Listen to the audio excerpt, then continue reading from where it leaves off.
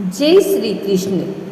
सभी श्रोताओं और दर्शकों का स्वागत है इस दिव्य कथा में।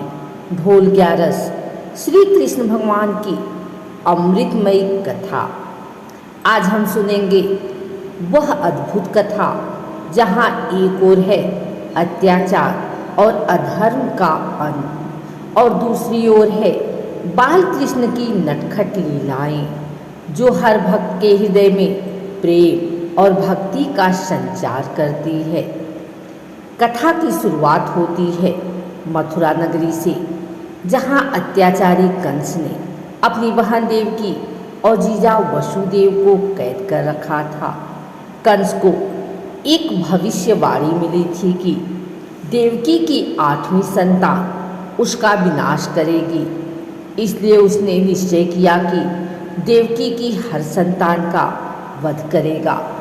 एक एक करके 7 संतानें समाप्त हो गई, लेकिन 8वीं संतान वही श्री कृष्ण थी। रात का समय था। आधी रात कारागार में देवकी वसुदेव बंधे हुए थे। अचानक वहाँ प्रकाश फैल गया। भगवान विष्णु ने प्रकट होकर कहा, देवकी वसुदेव, मैं स्वयं तुम्हारे पुत्र के रूप में जन्म लूँगा। तुम मुझे गोकुल ले जाकर नंद यशोदा को सौंप देना। और ठीक आधी रात को भगवान श्री कृष्ण ने जन्म लिया।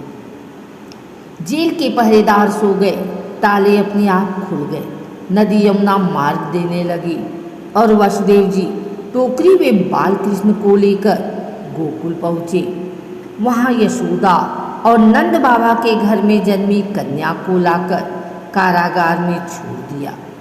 इस प्रकार श्री कृष्ण का बाल रूप गोकुल में पला बढ़ा। गोकुल नगरी में आनंद ही आनंद छा गया। नंद बाबा ने बड़ी धूमधाम से उत्सव मनाया।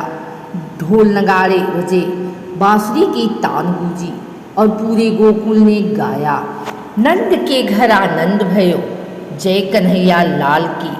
हाथी घोड़ा पाल की, जय कन्हैया लाल की। आइए सुनते हैं ढोल ग्यारस की सभी कथाएं एक साथ। जब जब धरती पर अधर्म और पाप का बोझ पड़ता है, तब तब भगवान स्वयं अवतार लेकर धर्म की रक्षा और भक्तों की रक्षा करते हैं। श्री कृष्ण का जन्म भी ऐसे ही हुआ। श्री कृष्ण केवल एक ऐतिहासिक पुरुष या राजा नहीं है, बल्कि वे स्वयं भगवान विष्णु का अवतार हैं। उनकी कथा में संगीत, प्रेम, नीति और धर्म सबका सुंदर संगम मिलता है। यही कारण है कि जब ढोल नगाड़ों के साथ श्री कृष्ण की कथा सुनाई जाती है तो वातावरण आनंदमय हो उठता है। पहली कथा है श्री कृष्ण का जन्म। मथुरा का राजा कंस अपनी बहन देवकी और उनके पति वसुदेव से बड़ा भयभीत था। एक आकाशवाणी हुई थी कि देवकी की 8वीं संतान ही उसका अंत करेगी। डर के कारण कंस ने देवकी वसुदेव को कैद खाने में डाल दिया। एक करके 7 संतानें कंस ने मार डाली। जब 8वीं संतान का समय आया तो भगवान विष्णु ने वसुदेव और देवकी को दर्शन दिए और कहा, मैं स्वयं तुम्हारे पुत्र के रूप में जन्म लूँगा और कंस का अंत करूँगा।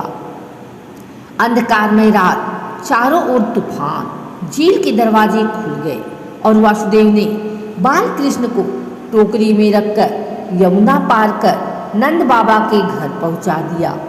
वहाँ माया शक्ति योग माया पहले से जन्म ले चुकी थी। वसुदेव ने दोनों बच्चों की अदला बदली कर दी। इस प्रकार गोकुल में नंदलाल यशोदा मैया के घर पले बढ़े। दूसरी कथा माखन चोरी। कृष्ण बचपन से ही चंचल और नटखट थे। वे गोपियों के घर जाकर माखन चुराते और दोस्तों के साथ बांटकर खाते।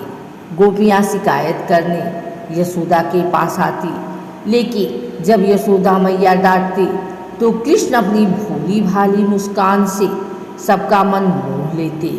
यही उनकी ढोल ग्यारस लीलाओं में मुख्य आकर्षण रहा। कंस ने कृष्ण को मारने के लिए राजसी पूतना को भेजा। पूतना सुंदर रूप में आई और विष से भरे स्तनपान से कृष्ण को मारना चाहती थी, लेकिन बाल कृष्ण ने उसके प्राण ही चूस लिए। इस प्रकार कृष्णा ने लीला अवतार में ही राक्षसों का नाश कर दिया। यमुना नदी में कालिया नाग का आतंक था, लोग भयभीत रहते थे। कृष्ण ने यमुना में कूदकर कालिया नाग से युद्ध किया और उसके फनों पर नृत्य किया। यह देखकर पूरा गोकुल जय जयकार करने लगा। इंद्रदेव के घमंड को तोड़ने के लिए कृष्ण ने गोवर्धन पर्वत को अपनी छोटी उंगली पर उठा लिया। 7 दिन तक गोकुल वासियों को वर्षा से बचाया। इंद्र का अभिमान चूर हुआ तो सभी ने गोवर्धन पूजा की परंपरा शुरू की। कृष्ण की सबसे अद्भुत लीला रास लीला है। गोपियों के साथ वृंदावन में बांसुरी की मधुर ध्वनि पर जब कृष्ण नाचते तो हर गोपी को लगता कि कृष्ण सिर्फ उसके साथ है। यह लीला हमें यह सिखाती है कि भगवान सबके साथ एक साथ हो सकते हैं और भक्ति का सर्वोच्च रूप प्रेम है। कंस ने कृष्ण को मारने के लिए अनेक प्रयास किए, लेकिन असफल रहा। अंत में जब कृष्ण किशोर अवस्था में पहुंचे तो वे मथुरा गए और कंस को अखाड़े में मारकर धर्म की स्थापना की। कृष्ण का सबसे महान योगदान महाभारत युद्ध में अर्जुन को दिया गया गीता का उपदेश है।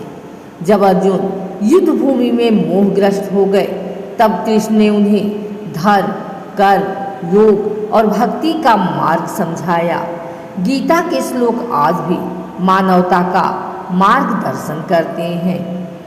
श्री कृष्ण की कथा केवल युद्ध या राजनीति तक सीमित नहीं है। उनकी लीलाएं हमें सिखाती है कि जीवन में आनंद, संगीत, प्रेम और भक्ति का कितना महत्व है। जब ढोल ग्यारस में गाया जाता है, नंद के घर आनंद भयो जय कन्हैया लाल की, तो पूरा वातावरण भक्ति से गूंज उठता है। श्री कृष्ण भगवान की कथा अनंत है। उनके बालपन की नटखट लीलाएं, गोकुल वृंदावन की प्रेममयी यादें, गोवर्धन पूजा, रासलीला, महाभारत और गीता सब मिलकर उनके दिव्य जीवन को पूर्ण करते हैं। ढोल ग्यारस श्री कृष्ण भगवान की कहानी हमें यह सिखाती है कि जीवन चाहे जैसा भी हो, भक्ति, प्रेम, धर्म और कर्तव्य का मार्ग ही सच्चा है। अगर यह वीडियो आपको अच्छी लगी हो तो इसे लाइक करें, कमेंट करें, शेयर करें। हमारे चैनल को सब्सक्राइब करके बेल नोटिफिकेशन ऑल पर सेट कर लें ताकि आगे आने वाली वीडियो सबसे पहले आप तक पहुंच सके। धन्यवाद।